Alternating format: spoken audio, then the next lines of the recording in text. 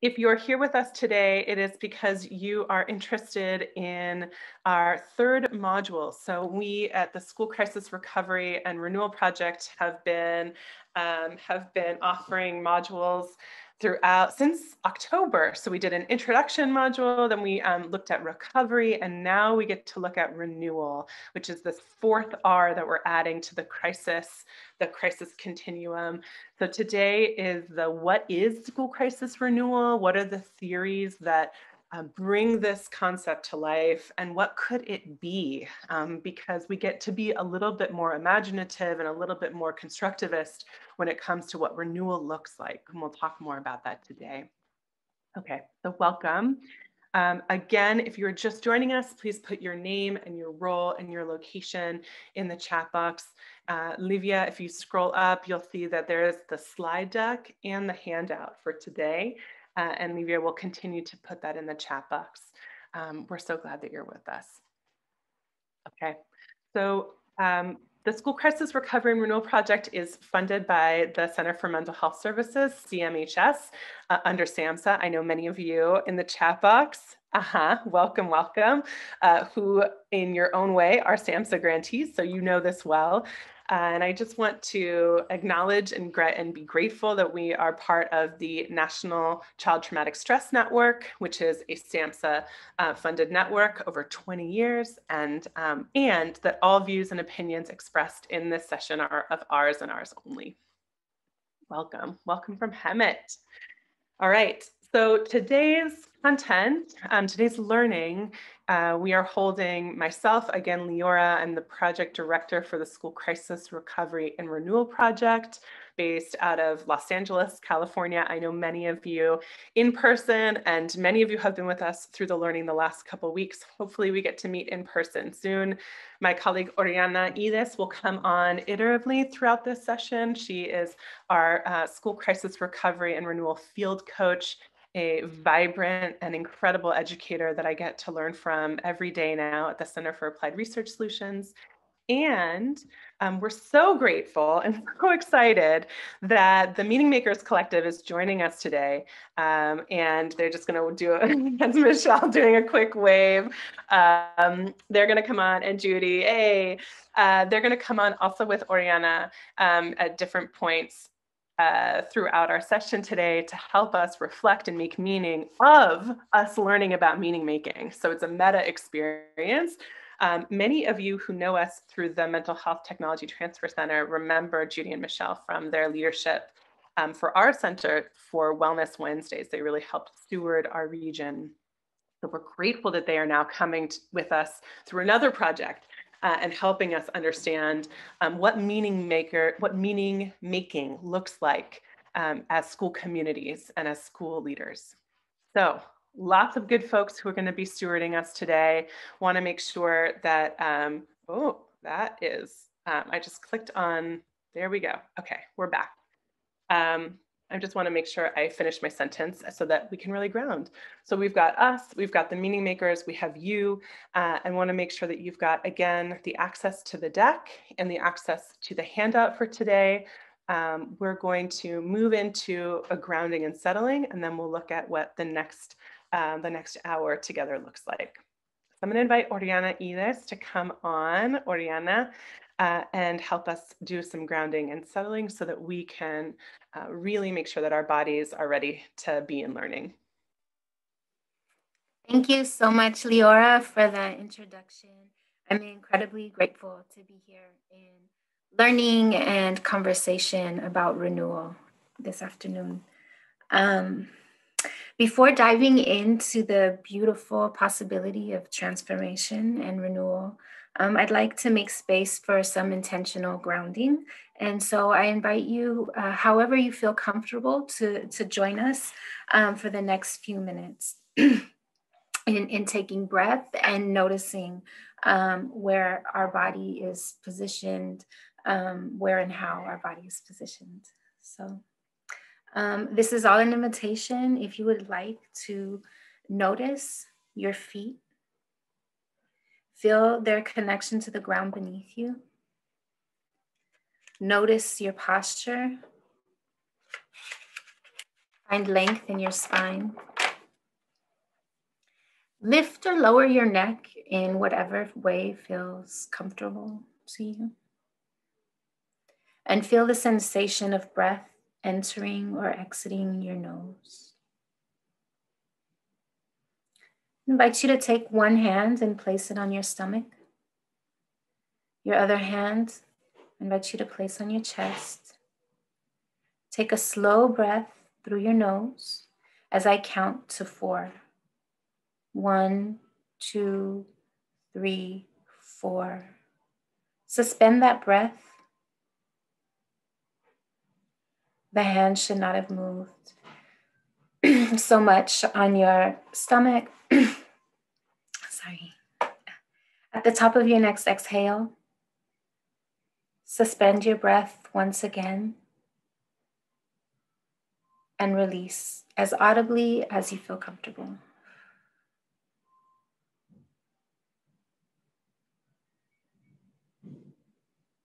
One more deep cleansing breath for the count of 4. Inhale.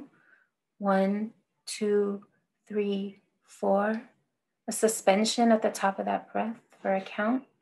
And as audibly as you feel comfortable, exhale.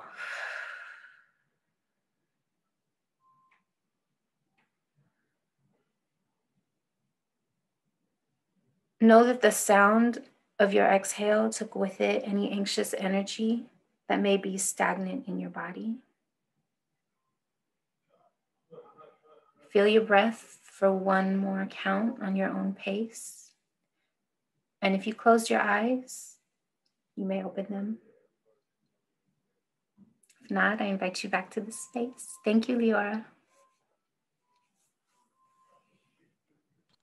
Thank you, Oriana. So I want to invite you in the chat box to put one word and really inviting you to make sure that it's dropped down to panelists and attendees. One word that you are feeling, either sensing or feeling.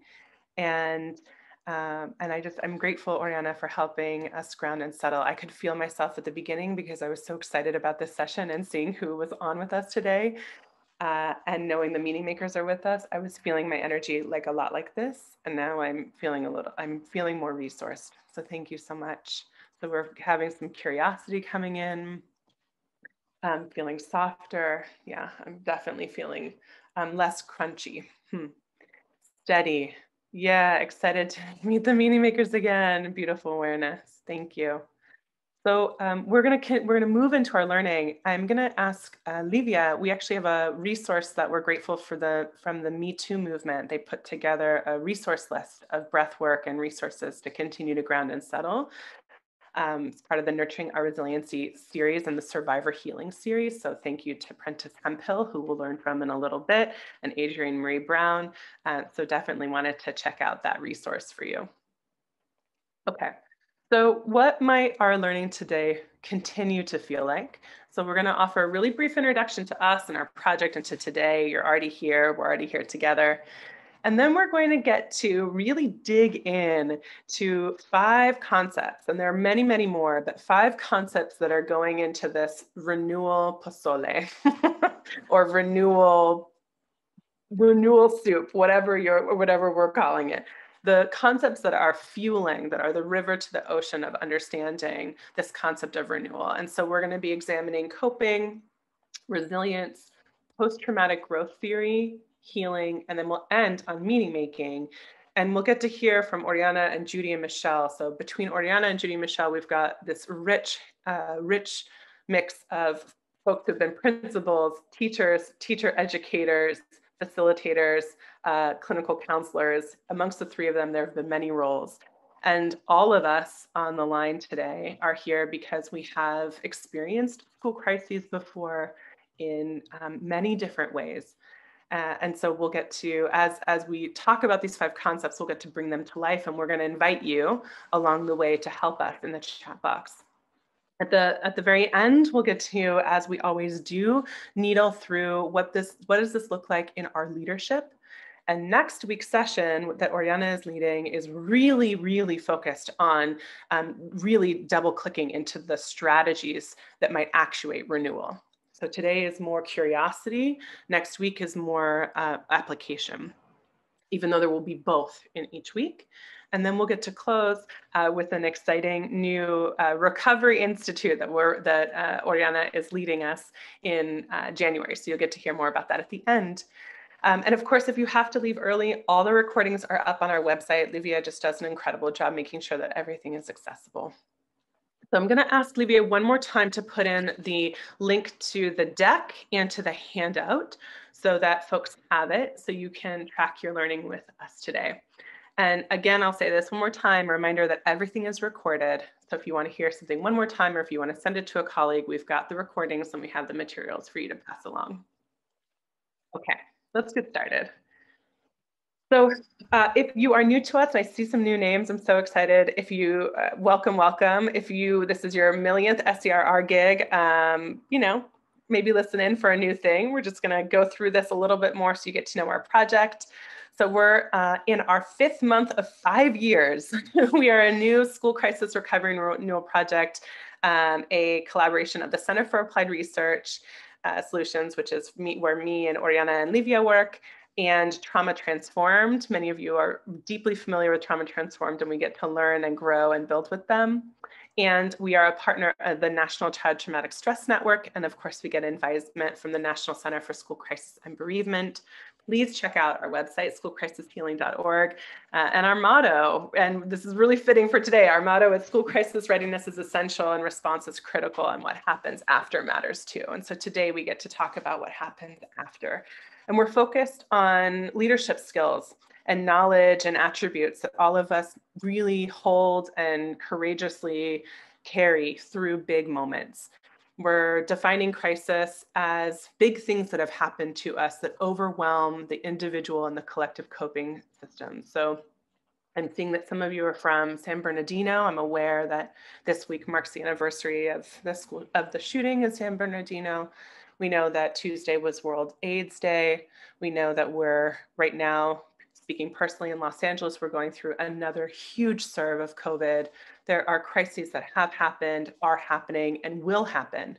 And so we're just holding that however you define a crisis is your definition and your community's definition to navigate and work through.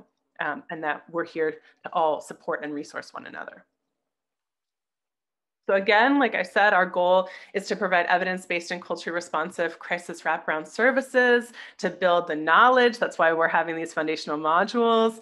And we're focusing on this long-term recovery and renewal after a crisis. So if you've got technical assistance needs, we're working with some counties and districts right now to help think about what recovery and renewal looks like after a big thing happens and while a big thing is happening. Please let us know. We'll say at the very end how you can get in touch with us. Oriana, myself, and Trauma Transform field coaches, we're all here for you. Okay. Last but not least, many of you know this guide. I see some of you who were contributors of the guide in the chat box, and of course the meaning makers were as well. Our work is really building on and going to grow the school mental health crisis leadership lessons. And what we're doing at SCRR is taking the leadership lessons that many folks offered for readiness, response, recovery, and renewal, and we're double clicking on the recovery and the renewal aspects, and then amplifying educators' voices and amplifying students' voices. So our project is specifically educator and student centered. We define educator as any adult or peer who supports the education and school culture and climate in the context of a crisis.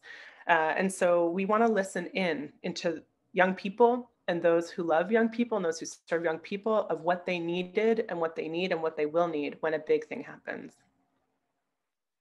So we offered some grounding and orientation. The big thing that I just want to say over and over again is to take what you need. If you are in the middle of responding to something right now, talking about renewal might feel like a really big stretch. And whatever resonates in this moment is what you needed in this moment. So maybe it was one quote, maybe it was one practice, maybe it was affirmation that what you are hoping for and seeing is in community. Like we also are there with you. We want the long-term recovery and renewal work to start to grow and proliferate. And that this whole conversation about renewal is both always, right? It was and is and will be, and is particularly interesting in this time of COVID-19 and multiple pandemics, and the surge and surfacing of a lot of harm and opportunity for healing. Right. So where are we in this 4Rs? So many of you, I'm looking at your titles, many of you are crisis responders, whether that is suicide, whether that death by suicide or suicide attempt, whether that is emergency operations.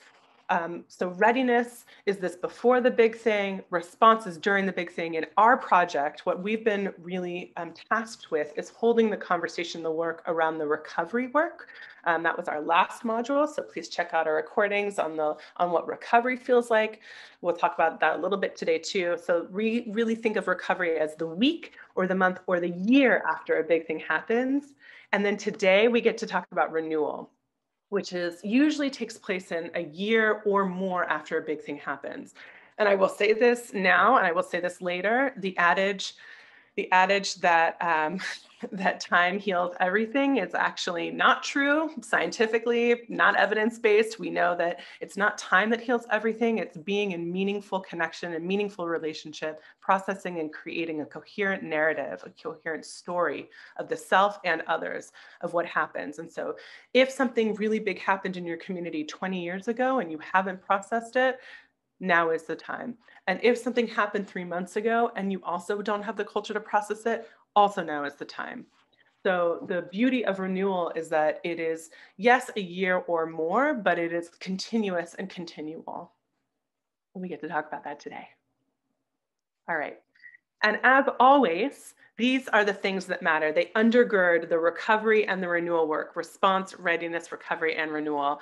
We'll talk about names and definitions. We strongly believe at SCRR that words have weight, that what we call trauma, what we call resilience, what we call crises, that impacts the way that we program policies, procedures, and practices. And if we skip to the policies, procedures, and practices without being clear about why we're using what language we're using, we're actually, we're not creating a trauma-informed culture and a trauma-informed practice.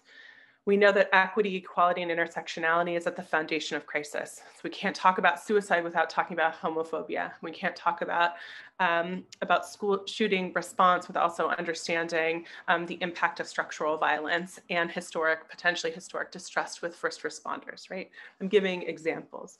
So when we think about this work around renewal, I'm really going to invite us to have a lens that understands that all of us carry really, really rich stories and lenses that inform the way that we understand what healing can look like for us, or understand the way that we experience resilience. And then the last three is that, of course, roles and positions and partnerships matter. We'll talk a little bit about that today, but a lot more about that next week. That supporting the supporters is a foundational element to renewal. It comes from this idea that we can't expect students to support students if we're not supporting educators to feel supported, and the concentric circles of care. So all of you who are supporting others, we know that the school crisis renewal work can't happen without you also getting the renewal experience. All right, so in the chat box, here's the invitation. When you hear the word renewal, what word or image comes up for you? And I'm hoping in the context of school crisis, because otherwise some of you might say like vehicle registration. But when you hear the word renewal, what word or image comes up for you? And I'm gonna wait and see in the chat box what comes up. Okay, so Angela says healing. And again, if you can make sure that you're on panelists and attendees, that helps everyone see your input. Okay, so we're associating the word renewal with healing. Moving forward, direction. Blooming, a seedling starting to sprout, restoring, learning. Ooh, phoenix rising, nice.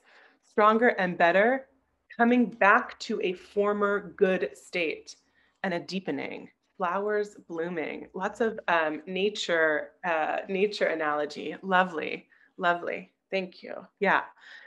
A shared meal, coming together over food. Beautiful. So all is right. When we are thinking of the word renewal, we're not only thinking of the word return, we're thinking of the word return and grow and nourish and blossom and bloom, and that all of that requires really hard work. So we'll talk about that when we get to the healing session, because sometimes we can have a misnomer that healing and renewal is when we just feel like soft and goopy and connected and lovely and warm, which might be the case, but it's also rigorous work. It's actually when we get, as a collective and as individuals, time to think about what happened, what needs to be repaired, so that when something happens again, which we know it will because of structural violence and because of the ways in which our school communities experience humanity, that we will be able to hold the next crisis with more attunement, more tenderness, and potentially a more mitigation of harm. Yeah, renewed mind and beginning again. Beautiful. Thank you. So let's keep these images in mind as we move forward and as we continue to learn together. So some of you are familiar with Jerry Colonna. Jerry Colonna is a writer, researcher when it comes to workplace health, which is a huge part of what school crisis renewal feels like. And I'm going to read out, for accessibility, I'm going to read out Jerry's offering to us. And I'm going to invite you to just kind of sit with the words of what is landing for you. And when you hear a phrase or a sentence that like, ooh, makes you go, ooh, or strikes you, to feel free to put it in the chat box or write it down privately, to just hold it, mark it, bold it, highlight it.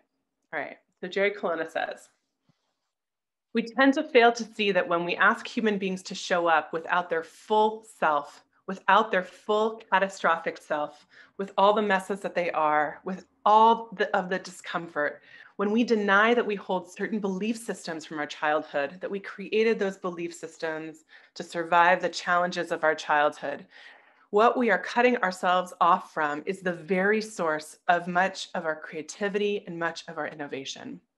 And the result is that our organizations are actually less productive, less imaginative, not just poor workplaces for individuals to be, but poor places for collaboration and creativity and spontaneity and laughter and humor. Because we have cut off, if you will, limbs. We've cut off part of ourselves in a bid to live into that credence that you leave the personal at the door and you don't bring it into the workplace. Okay. So what is coming up for you as you think about school crisis renewal? What's coming up for you from this text? What connections are you making? I'm going to wait for a couple minutes in the chat and then we'll get to weave it together. So how do we embrace struggle as educators? How do we actually, as a part of our skill and our knowledge and our workforce development, have the fascia to hold struggle? Yeah, so this idea of leaving the personal at the door is striking some of you. I know that I was taught that in my teaching credential program, that you leave the moment you enter the classroom, you are cut off and your teacher gets stepped in. And that was never the case and always felt very tense for me to figure out how to navigate that. Yeah, so what does cut off actually mean? What are we asking people to cut off and how might that impact our colleagues? Yep.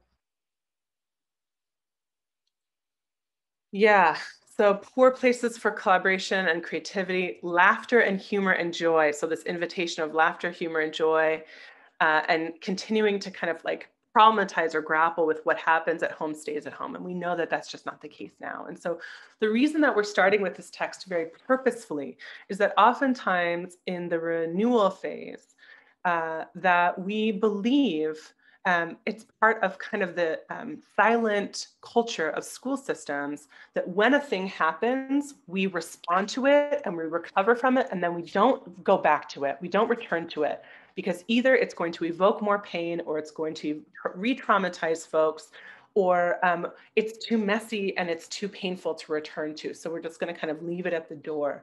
And what we're actually inviting us to contemplate and to think about is what would it look like if we really embraced the crises that we've held, and what creativity and innovation and actual joy might come from integrating some of our hardest moments and our painful moments and our moments full of loss into the way that we lead schools, into the way that we support schools.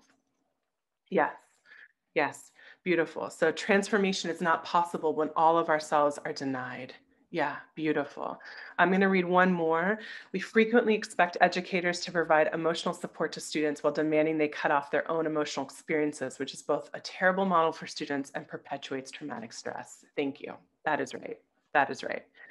And oftentimes when we see, especially our educators having moments of deep loss, it's the loss of not being able to experience loss. It's the loss of not being able to experience loss. Yeah. So we're going to return to Jerry. Thank you, Jerry. We're going to get a little bit more into then what does this now look like? So if we're asking us to integrate the crisis, integrate the ouch into the always, what does that and what might that look like? So our colleagues at Trauma Transformed created this beautiful visual, and many of us really love the visuals. I myself am one of them, because in a time of overwhelming uncertainty, nice graphics make us feel like we're in control. So I just want to offer us that this is a nice visual, and humanity is messy, so it's not always as clean as this. But what Trauma Transformed offers us is that many of us are working and have grown up in school cultures and climates or workplaces that are actually organized around trauma, that are organized around fracture, around disempowerment, or around fragmentation, around top down. And that is the way in which people have bonded, roles are formed, work is held. It's trauma organized. So it's this, I oftentimes think about like the nucleus being the ouch rather than being the whole child or the whole educator. And so we kind of thrive and we germinate off of toxicity. And that is this idea of being trauma organized. And what Trauma Transformed is inviting us, and many of us are leaders of this work, is to move into a trauma-informed organization space, which is actually about creating shared language, which is why we at SCRR started with foundational modules so that we can do the work in a shared way, that we have a foundational understanding of both trauma and healing, not just trauma and healing. And then we understand the nature and the impact of both.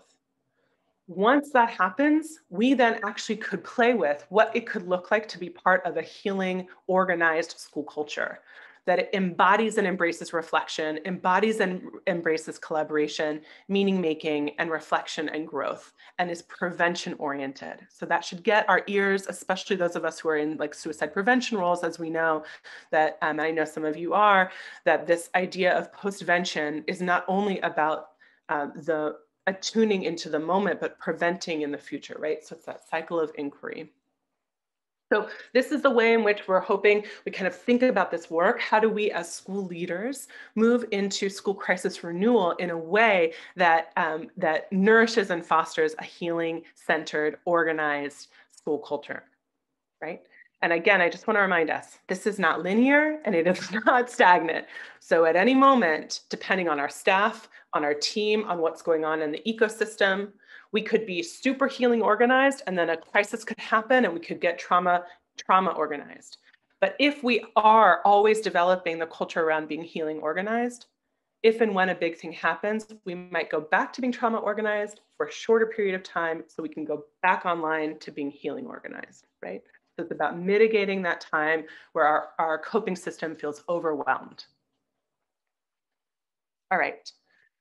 So next question for those of us in the chat or in your journal or wherever you are on your iPhone. This is the next question. How do you know when you are ready to move from recovery into renewal? In your body, what would indicate to you that you're ready to move from a place of stabilization and into a place of reflection? Or what would you see or hear or notice in a school culture that would indicate that folks are ready for the renewal work? So the big question. And it's also okay not to know, because many of us, I know that I was never trained to be attuned into what renewal would look like and feel like for me. So how do you know? And if the work frame isn't working for you, the invitation is to start thinking about you as a person in your own relationships. Okay, great. So there might be question asking, and the questions might be more inquiry based rather than answer based, right? Usually when people need answers, they're in response mode, but when they're in like, I wonder what that felt like for that person, they're in curiosity. We might be in more renewal. There's a steadier feeling, thank you, and a sense of calmness when I speak about my experience. And calmness doesn't mean bereft of emotion. It means that you are able to think and feel at the same time, right? You're regulated, thinking and feeling at the same time. A sense of balance between giving and receiving support. That's beautiful. So we might know that a school community or culture is ready to move into a renewal phase after a crisis when there's a balance between both providing and receiving, right? Not over receiving or over giving. And then feeling good about something or anything where their students are laughing again. Yeah, thank you. When I hear and say reflected learnings and support, ooh, this is when I'm sad that we're not in the room together because I can just feel it. Lovely. This is beautiful. Okay. So let's actually go back a little bit as a reminder about what recovery was so that we can then talk about what renewal is. So very quickly, and I really invite you to go back to our renewal modules, that we know that when a big thing happens, a trauma or a crisis, a death, a loss, multiples, that really the biggest outcome is a feeling of disempowerment and disconnection, right? So the biggest operator, if trauma was a CEO, they would come in and they would just break everything up and freeze everything into place. Because the work of trauma is to actually break up a whole story. We as humans are built and wired for connection, not just socially, but connection of identity and ourselves and wholeness. And what happens when a trauma happens or when grief happens is that the story of the self gets broken up.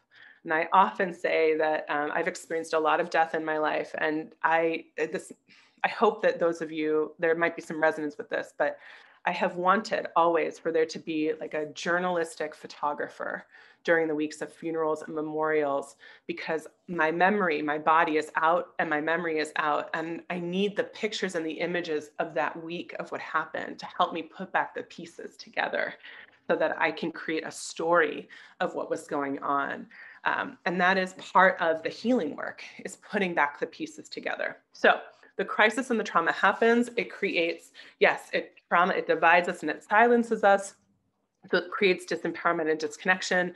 And then Judith Herman's work, 1992, Judith Herman's work, Trauma and Recovery, gives us 3 steps. The first is around safety and stabilization, which we talked about in our last module.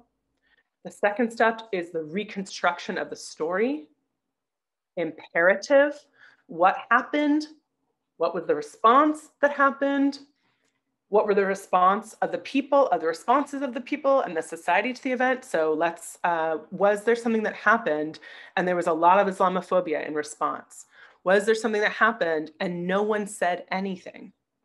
Was there something that happened and it actually surfaced deeper pains that our community hasn't tended to? So the reconstruction of the story. And then the third piece is this then reconnection with life, which Herman beautifully invites us into social action. That we know that when folks are recovering is when they not only say, I am calm, but I am calm and committed to making sure that this never happens again, to making sure that gun violence is not a reality or a part of our daily life, to making sure, right? Do you see where I'm going?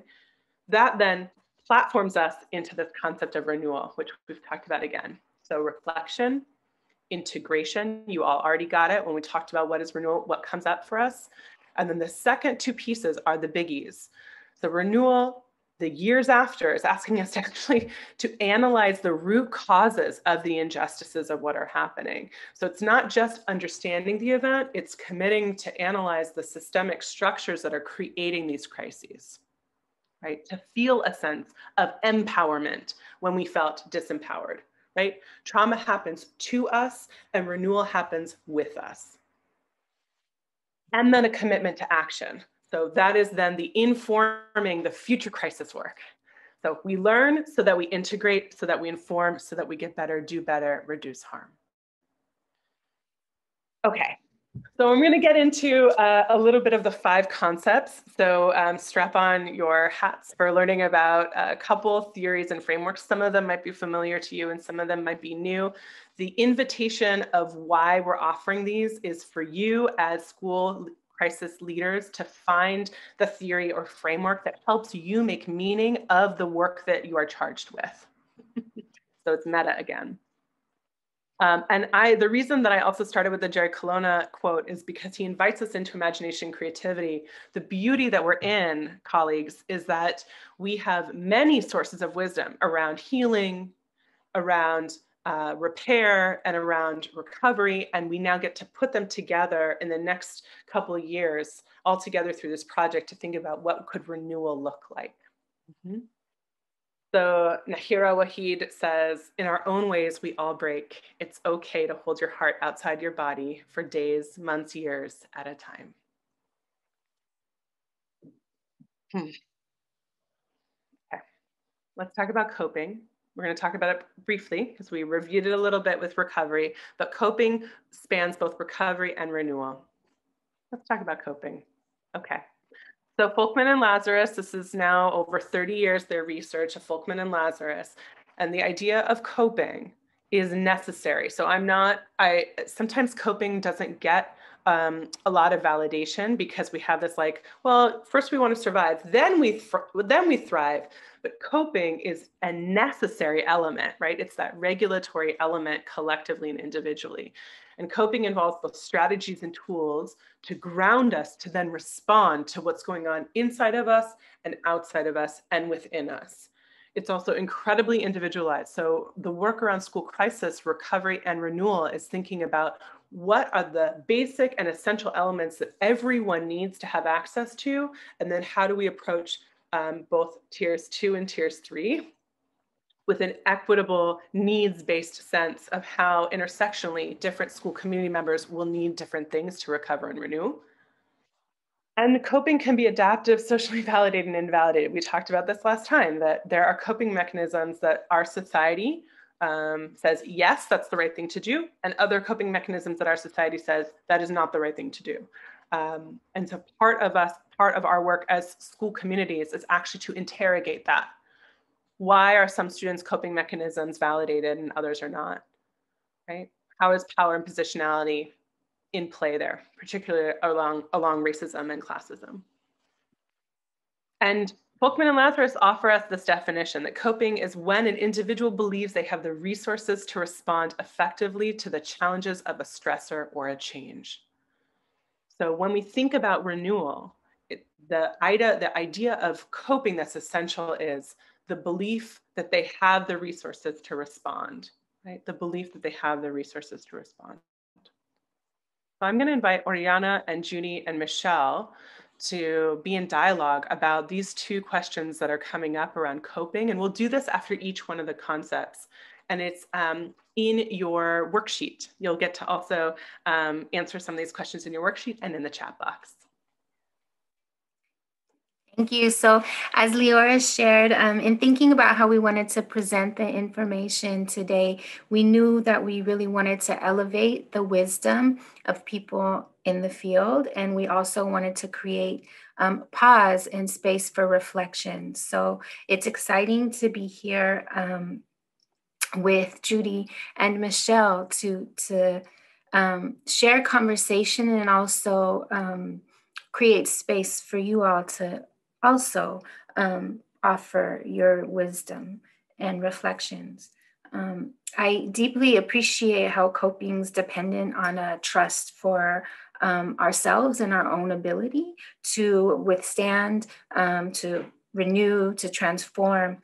And I also know based on my experience that is hard-earned and hard-held. So I want to invite Judee to share with us. I'm thinking about your experience as a school leader. What strategies and tools helped you ground in and respond to crisis? Wow, that was a big question. One, just thank you for guiding me up to this moment. You know, as I was listening to Leora and reading what you've so far just were sharing, I was realizing in this moment that I was going through a flashback of my experience as a school leader, as a principal. And in this process, like releasing some of the things I didn't know were in my body, like that memory that went unnoticed and unprocessed, you know, and that I learned to just swallow, like you're saying, like just hold, and see that my contribution as a principal was to put the needs of others always forever before me. That I was really inducted into school leadership in that way. That, you know, the story that people told me about what it meant to be a school leader was that I was gonna put out fires, that's what I was gonna do, that they're gonna happen all the time, and that I just had to be mindful that we don't get sued. Yeah. And then I had to be like this lawyer, and like if it was landmines, so there's landmines, but there's fires, and my job is to put them out and to do that with grace. And it was so difficult, you know, that's almost an impossible task. And it's a very kind of like a linear way to look at the experience of humans. Because what that did was really strip me of my own dignity and presence and belonging, and really just be in reaction mode. And so when in your question about thinking about, well, what did I reach to cope? Yeah, I think I reached for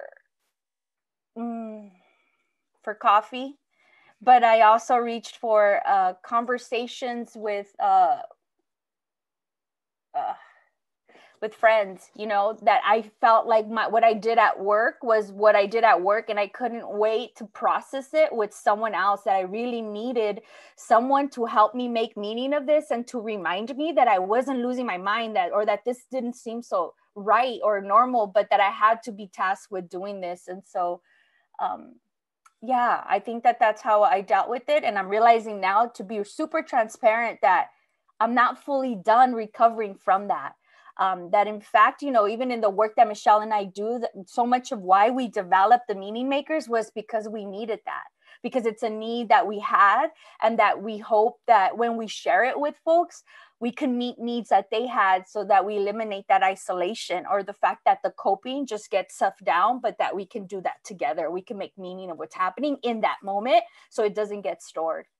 I don't know if I answered your question, but that's really what I felt come through in this moment. Yeah, you absolutely did. And I love how you are elevating the connection, and all throughout the stages that we've been sharing in these modules, connection is really key in being able to renew, transform, vision something. And I think also in hearing what you're sharing, the quote in the beginning around how we cannot leave parts of ourselves at the door. And that's often, as leaders, what we're asked to do is to really compartmentalize and to not be our full human selves. And so it's tragic, I think, in many regards. And we're often collateral damage, you know, in the work in these school buildings and systems. Michelle, how about you, your thoughts regarding coping and how we are instilled with the belief that we have the resource to respond? I mean, what immediately comes up for me, and just, this is so wonderful, and I'm really loving the conversation.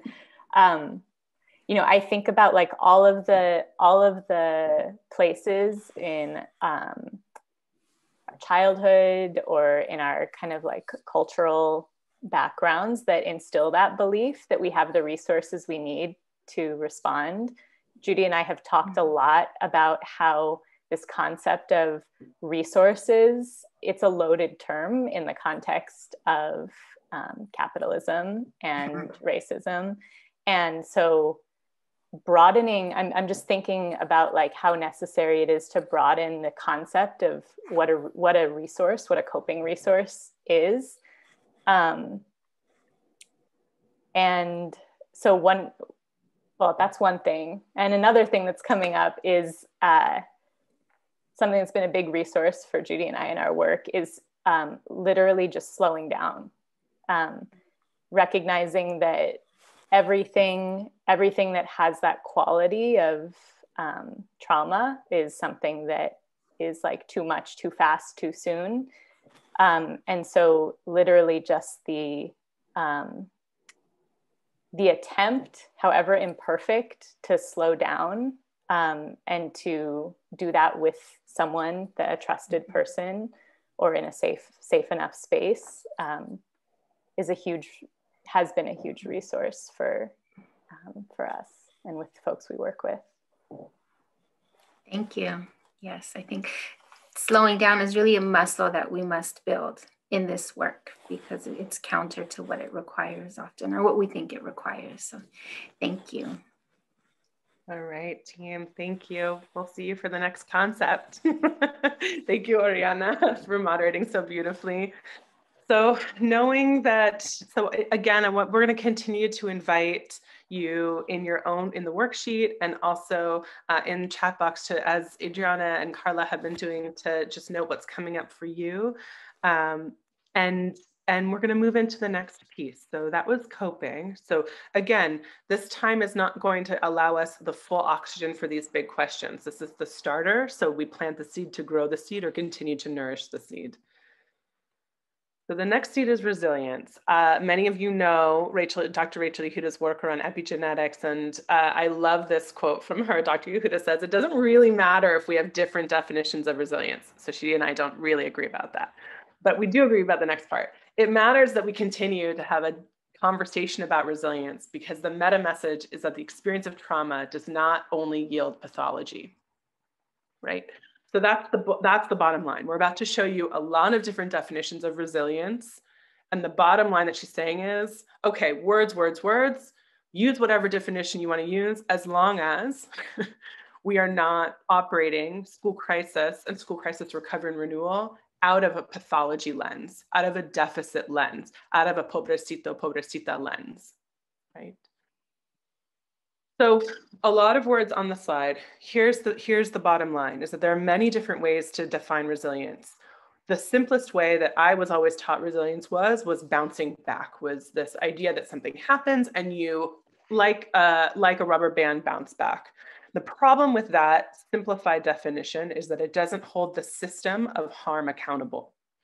So the three, whatever definitions you use, the three that I personally want to highlight are the middle chunks right there. So Michael Ungar is the second definition. Michael Ungar invites us into widening and expanding our concept of resilience, that it's not only about the capacities of the individuals, but it's the capacity of the collective to negotiate resources. So coping is the belief that I have the resources. Resilience is then negotiating resources in culturally meaningful ways to get the supports that I need in order to remind myself of who I am. That negotiation is a really big verb for us. And I'm going to invite us to think about the young people that we serve, or the adults that we serve, and how we as providers conceptualize negotiation, and what kinds of negotiation do we validate and what kinds of negotiation do we invalidate, right? Pinder Hughes, Dr. Howard Pinder Hughes, many of you are familiar with, helped us codify with the Prevention Institute this concept of community resilience. He's one of the folks who also helped us grow from adverse childhood experiences to adverse community experiences. And this idea that Pinder Hughes offers us is that it's not only about individual healing, but also community healing and reducing the trauma-inducing conditions. So that's the resilience work. Again, you're hearing these concepts of both action and mitigation. And then the last one is this idea that Ann Maston, I'm in that third row right there, that Ann Maston talks about, which is this idea of creating the capacity of a dynamic system to adapt to disturbances. What that means is We don't just say, oh, this is happening to us. Okay, we'll figure out a way to just like suffer through it. It means that actually as a system, we hold ourselves accountable for what we're doing that's perpetuating harm. And then we think about what disturbances are we actually also cultivating and providing and perpetuating. So resilience is not, again, just about bounce back. It's actually incredibly dynamic. And I'm going to offer one story, and then we'll bring back Oriana and Michelle and Judee in a second. And that story is that I was telling Oriana last night that when I was a ninth grade teacher, many of you may have heard this before in San Francisco, I was teaching brain and behavior, and we just taught a unit on resilience. And I went, unit ended, class ended, period ended, and I went down to the principal's office, and I was walking down the hallway, and one of my students, busted out of a classroom, super hot, super angry. And I said, what's going on? And she said, oh, miss, I was just being resilient. But that teacher said that I was being defiant and sent me to the principal's office. And I've thought about that moment for years and years after, of if we're asking our young people to be resilient in moments of trauma or crisis or harm or every day, are we then, as the system, going to validate when they believe that they're negotiating their resources? And how often is that validation negotiation racialized and classed, especially when it comes to trauma healing? So it's a big question, but again, it's not just the bounce back, it's the ecosystem validating the bounce back. So last two pieces before conversation, which is this concept of vicarious resilience. So remember that we're offering us, if we're moving from trauma-informed systems to healing-oriented systems in school mental health, in school crisis work, that we're not only talking about vicarious trauma, but we are talking about vicarious resilience. That, and I'm watching you in the chat box, that when you were talking about resources, that you were also talking about resourcing each other and vicariously, collectively figuring out a way to negotiate with each other. Oftentimes we conceptualize resilience as an outcome. I'm going to do this to be resilient, or we're going to have an SEL program and build resilience. But resilience is a process. It's not an outcome. It's dynamic. So if we're thinking about changing the way that we validate and affirm each other, negotiating our needs in big, overwhelming moments, that's going to be always. The negotiation is the process. Maybe the outcome is us having different ways of seeing one another in times of crisis. So on that note, I'm going to go back off video and invite Judee and Oriana and Michelle back on. Thank you, Leora. So we want to frame this next little conversation piece with this incredibly powerful quote by Sherry Moraga.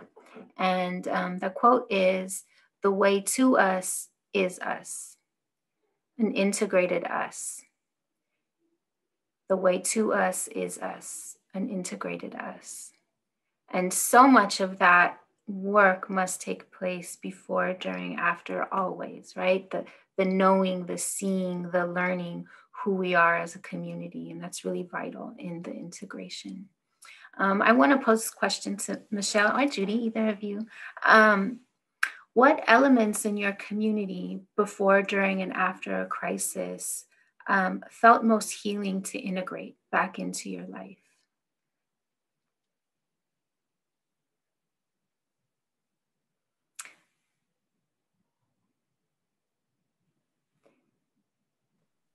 I'll start us off, and Judee, give you a moment. So I'm thinking specifically about an organizing community that I'm in, and one of the lessons that we're learning, that I know has been learned many times before us, is the creation of space for reflection, and not, I think that sounds obvious, but the creation of multiple spaces over time for reflection. And that really, it's shifted something for me. It was hard for me shifting from a kind of school structure, where like reflection happens and it's a thing we tick off the box, and then because we have to move on to action again. And I really am valuing seeing reflection as not an activity, but a process, something that needs like a season to unfold. So that's what's coming up for me, like an extended periods of reflection with multiple opportunities to gather and reflect. Thank you. Thank you. Yeah, I mean, it's inevitable in crisis that things are lost, right? And so when I think about this question and responding to it, what are the pieces that we then within our ecosystem reconnect with and begin to weave back in to our existence, to our being, to our relationship, and the spaces that we hold. Judee, what comes up for you? I think what came up for me was the beauty that is storytelling, like the beauty that in my community, in my family, in my culture. I'm Mexican, first generation student here in the United States. I'm an English language learner. So when Leora said the thing about words have weight, whoa, do they have weight?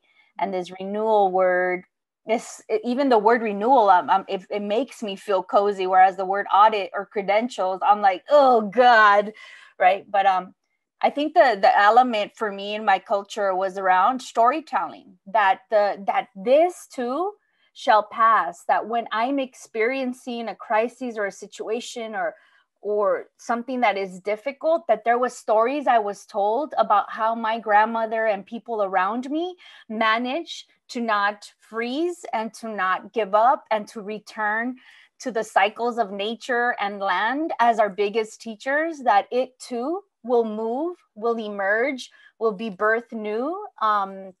And so I think holding that story is important during that crisis, right? Because when a crisis is happening, we're going to stick to that one story. This happened to me because I'm bad, because there's shame, because I'm not valuable, because it's unfair. And oftentimes that is true. And also it's not. And so when stories become very linear and we don't have, again, someone that can help us retell this story and reintegrate a story with the lesson learned, the what will help guide me to the next crisis that is going to come, as Leora mentioned, I think it's a missed opportunity. And so I tend to try as a teacher, and that was super important too. And even in like assemblies, it was like my favorite time to stand before a microphone and tell a story of the day, of what we're going through, of what to wait for, from like testing to what happened in our community that was a lot more painful. And so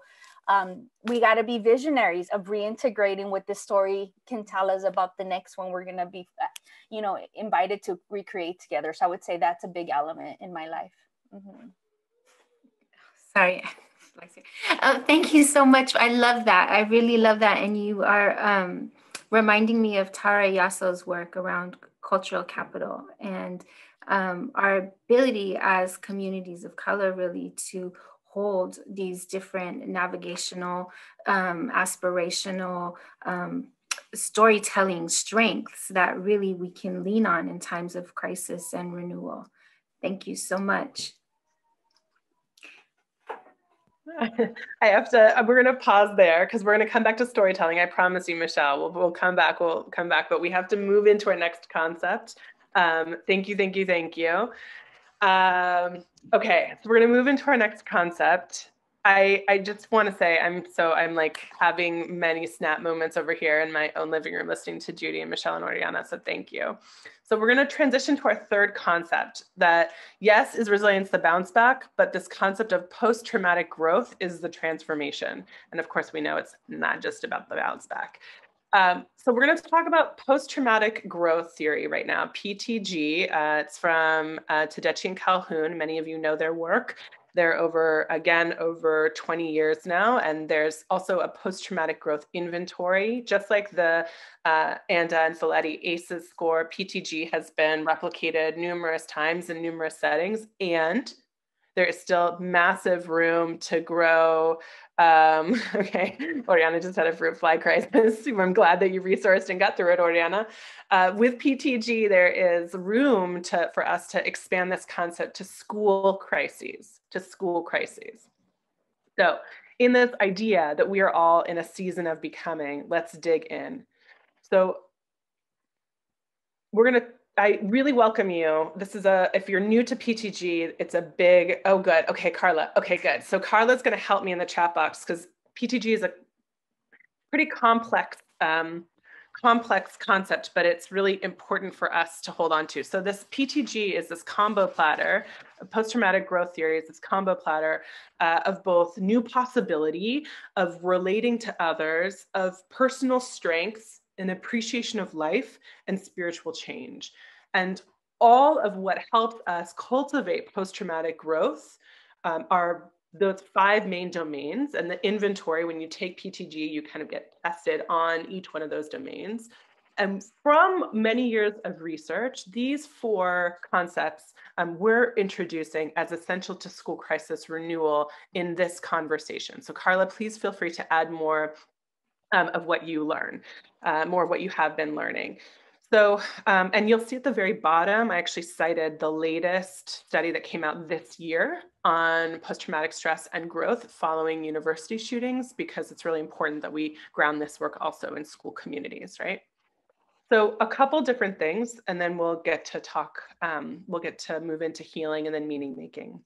So one concept of post-traumatic growth is this concept of centrality. Centrality is defined as the degree to which we believe a negative event, a crisis, a trauma, a death, is a part of our core identity.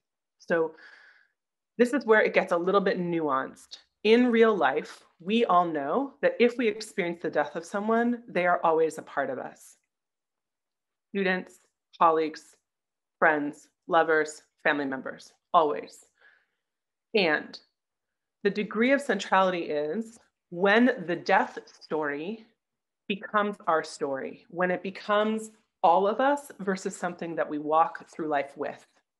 So I was telling Oriana and I were discussing this last night, and I was sharing that when I experienced a very significant loss at 21, that I noted when I was moving from response and grief recovery into renewal, when my friend's death was no longer every single reason, thing, every conversation she was a part of, every single thing I wore, I was consumed by her and her death. And now when I have integrated her death story and my grief story, I live with it, but I don't live by it. So the death story and the trauma of her death is no longer central, but her life and our relationship is.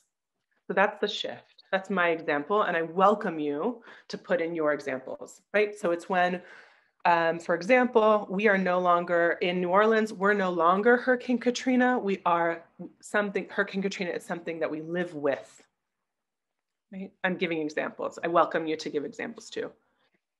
Rumination is this concept of when the memories or the ideas, and Judee was kind of giving us a real life experience of this, the memories or the ideas of a big thing that happens is either uncontrollable. So I don't have control of when it comes up for me, versus choosing deliberate ritual, practice, memorialization, and commemorization to remember the event. So when we're shifting from experiencing intrusive thoughts to experiencing more deliberate thoughts, that's when we might have indicators that we're experiencing post-traumatic growth. We also have this experience of reassessment. So post-traumatic growth invites us to think about what is just in the world. And the delineation between someone who may not be ready yet to be in post-traumatic growth to someone who is, for example, when I studied teachers who had experienced the loss of their students, I had teachers who said, well, that's just the way it is. Students will die, students will be killed. To, that is what's happening. I will not stand for it. And I believe that it should never happen.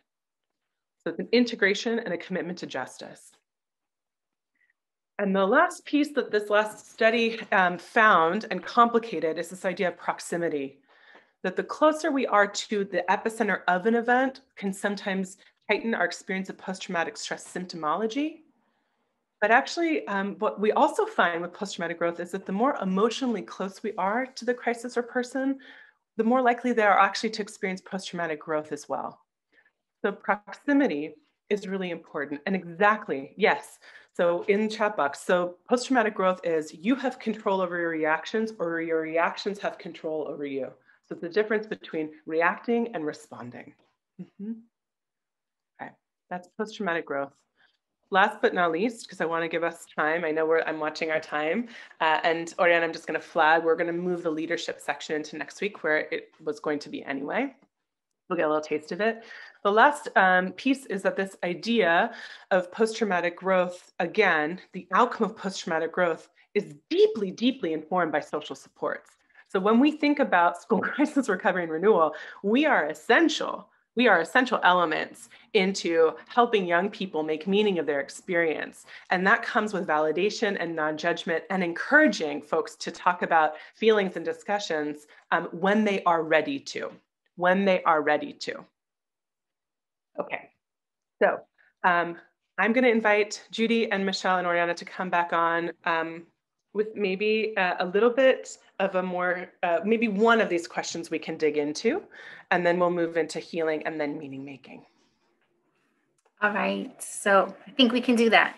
I'm going to fold the questions into one, and I'm wondering how we know in our bodies, in our practices, in our structures, when transformation is occurring.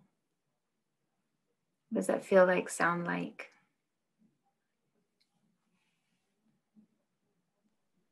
I mean, one thing that just comes up for me right away is the experience of discomfort. And I think the ability to start to discern between discomfort that might be a sign that transformation is happening and like discomfort that is like not being safe. And so I think that capacity for discerning, I'm particularly just, thinking about the types of things that we need to get uncomfortable about and before change can happen. So just that discerning between discomfort and unsafety. Thank you. Yeah, and I would also just add discerning, man. When I can slow down enough to have a couple of seconds of moments of like noticing that this is something is happening, that I'm part of something that's happening versus I'm reacting to it, is one way I know, even if I might not know what to do about it next, it's the noticing that something is happening, that creates some space for discernment. And I would say when I'm able to integrate my body and mind, like when I'm actually, a lot of things that happens in crises or when we forget that body is the body is so smart. The body's always present, where the mind is always in the, in the history and in the future. Right. The integration feels like to me when instead of feeling like, whoa, my body just said I'm starving because I haven't eaten lunch all day and I haven't taken a break, that I'm starting to notice, I'm a little hungry right now. I'm not starving. It's like I'm able to catch it before I'm already my body is forcing me to think of what I might need. So I would say that, like being able to feel my body, I guess. Mm-hmm. Yeah, I think that's incredibly important. So it's like your physical sensations, and then also when we have the capacity to hold both our emotions and our thoughts as well.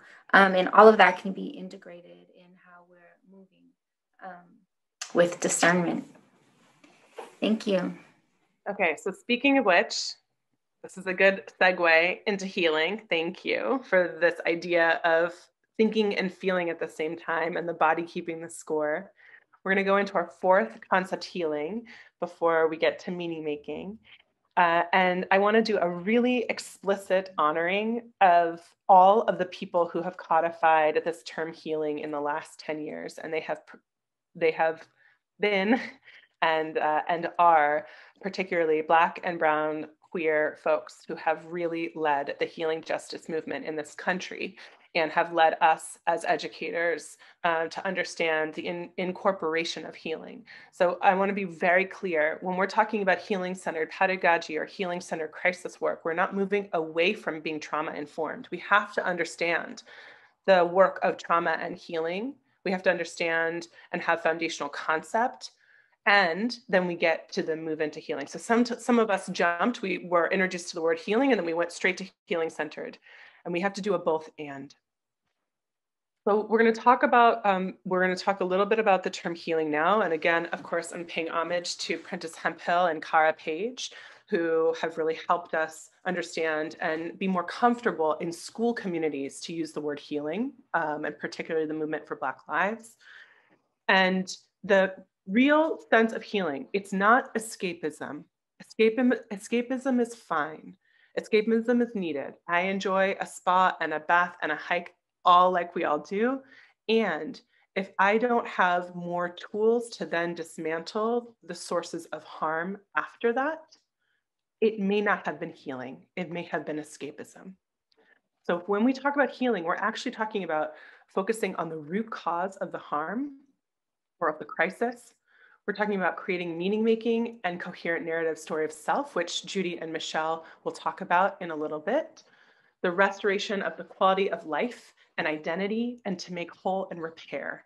And I want to be incredibly explicit that when I'm saying repair, I'm actually inviting us to think about school crisis renewal as a chapter in which we actually may need to be called in to do some atonement or apology or acknowledgement if during crisis, which when we are all dysregulated and responding, we may have either caused harm, run someone over, stepped on someone's toes, said something that was not right because we may have been out of our body and just in our mind, or just in our body and not in our mind, right? And so renewal offers us a time to actually do that kind of radical reflection. And again, many of us are involved in our own healing and our own therapy. And the analogy that I always offer is that I have never experienced a therapy session that is warm and comfortable and often happy and joyful. It's usually very difficult and rigorous and challenging. And so this period, this idea of healing is going to invite us in the renewal chapter through and during school crises to sit in deep, deep stuff that's really hard. Sean Ginwright, many of you know Sean Ginwright's essay in 2018. It's linked in the resources around healing-centered engagement.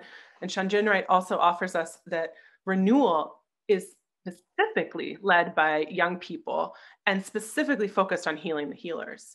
So for us as school crisis leaders, usually the readiness and the response phase is very adult focused, and sometimes the recovery, but the renewal phase can be incredibly student-centered, not just the students who are in front of us, but the students who came before us, our alumni who might be in college or post-secondary environments who are still holding on to the thing that they experienced collectively. So we're thinking about a school community more than just the 3 years or the 4 years or however many years that we're bound together.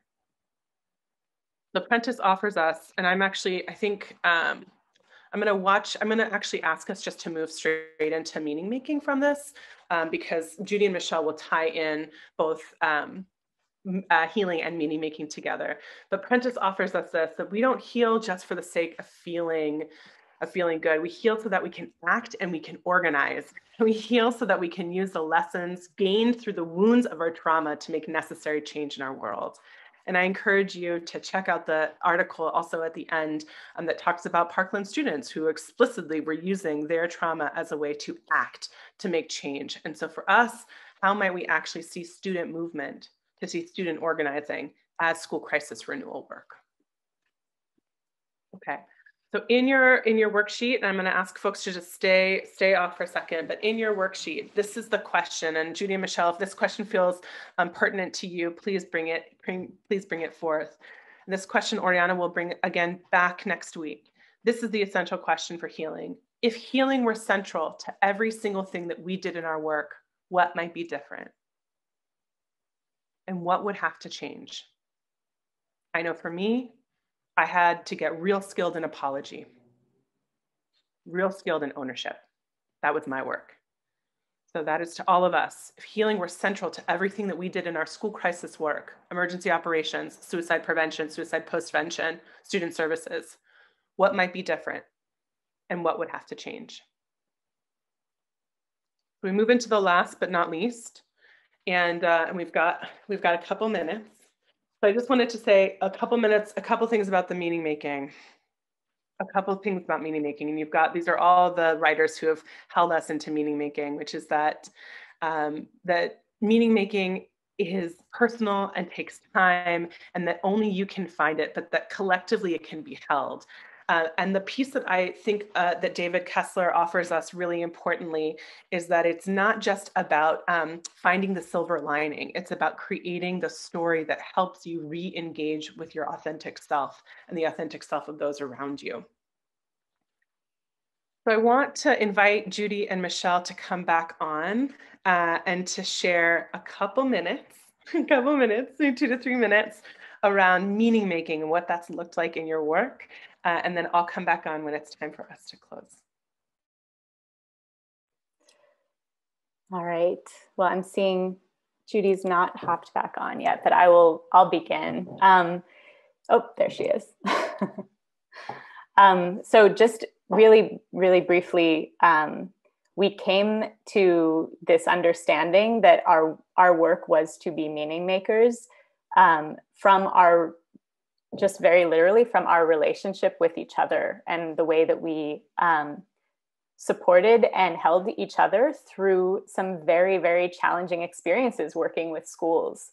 And what we found in that relationship was a commitment to both acknowledge the hard and the ouch, as Leora says, to acknowledge that and hold that and vent about it even, but always with an underlying commitment to this image on the left.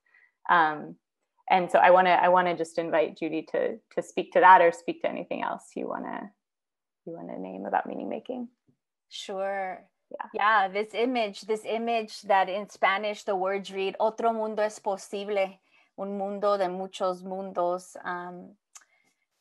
It means that another world is possible, or where a world of many worlds can fit. And while that is this ideal, it's the realization that it's a process and that it's not just that a destination or outcome, and that every day we have the ability to co-construct this world that, all worlds fit. And for us in our work, it really always means to talk about power and to talk about how often am I wanting to meet my needs over other people's needs, and how might I shift my paradigm that we can actually exist in this world by eliminating binaries of right and wrong and expertise and you don't know, and I'm the teacher and you must learn from me, and I'm the school leader and I'm guiding you because you don't guide yourself.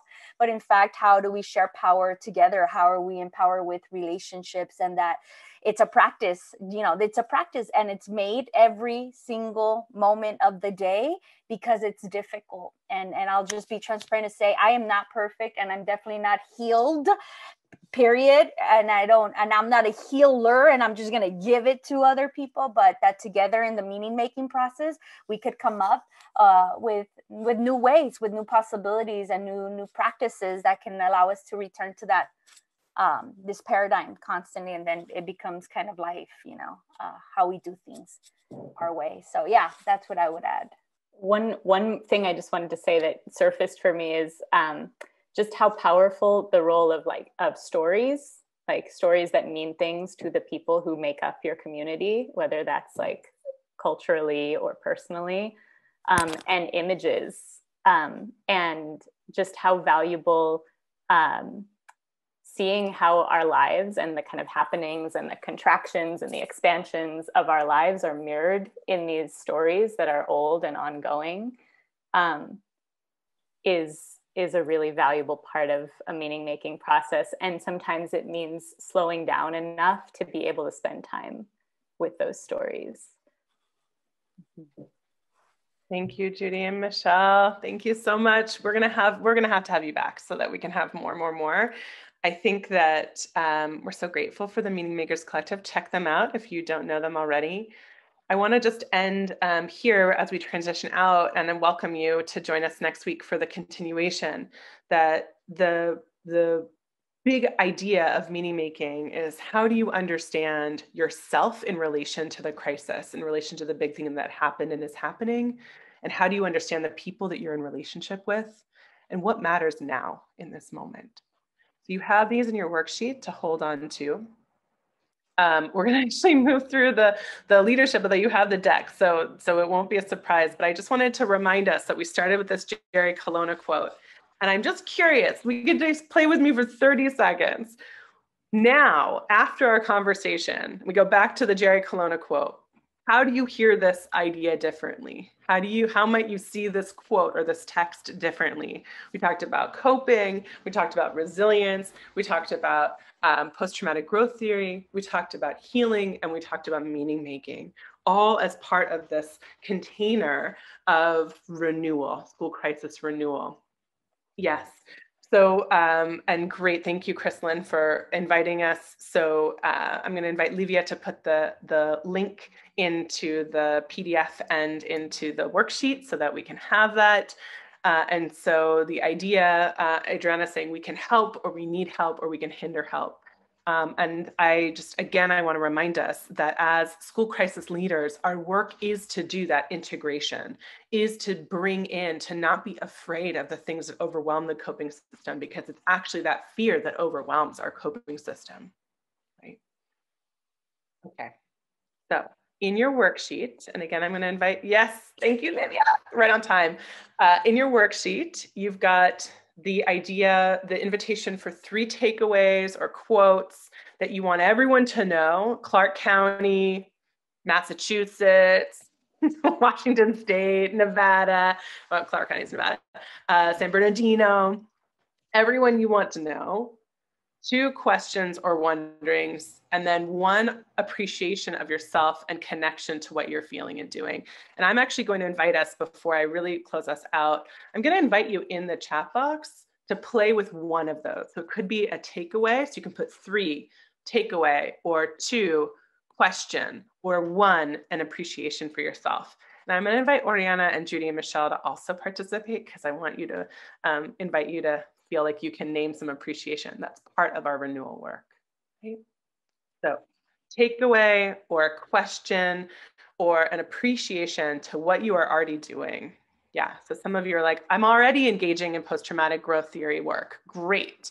Or I'm already activating great. The importance of highlighting post-traumatic growth in training crisis responders. Lovely.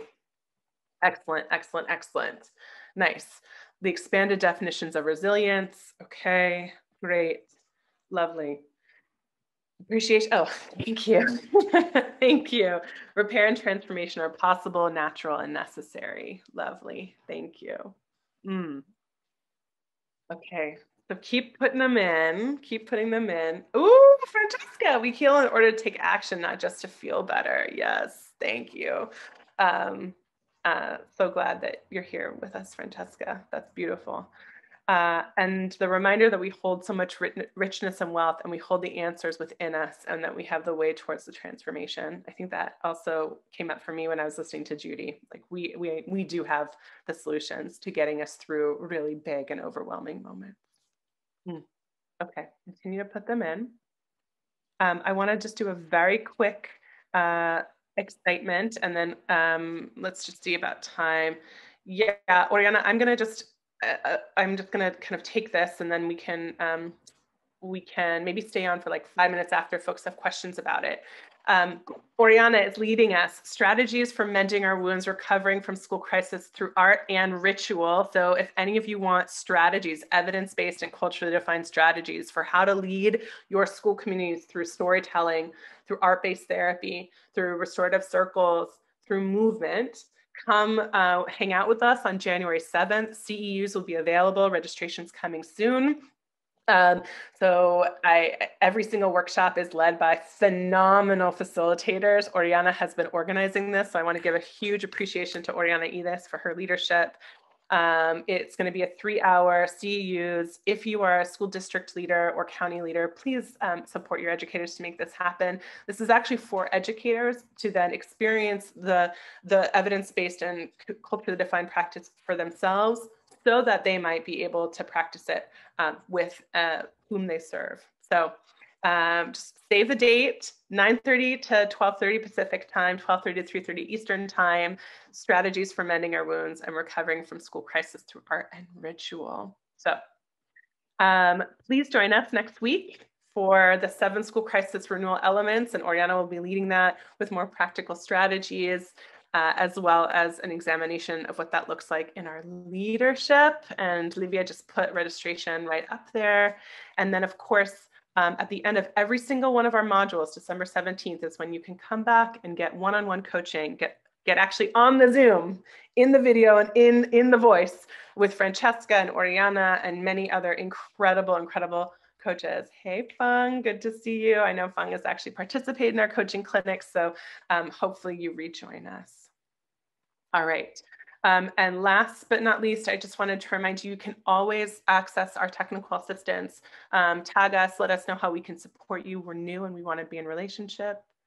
And you've got a lot of resources and referrals at the end. So please check them out. Lots of resources we got for you.